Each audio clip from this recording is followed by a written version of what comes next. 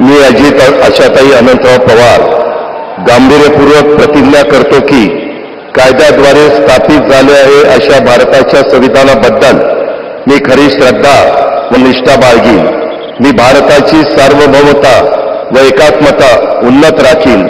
मी महाराष्ट्र राज्याचा उपमुख्यमंत्री म्हणून माझी कामे निष्ठापूर्वक व विवेकबुद्धीने पार पाडीन आणि संविधान व कायदा यानुसार सर्व तऱ्हेच्या लोकांना मी निर्भयपणे व निपक्षपातीपणे तसेच कोणाच्याही विषयी महत्त्वभाव किंवा आकस न बाळगता न्याय वागणूक देईन।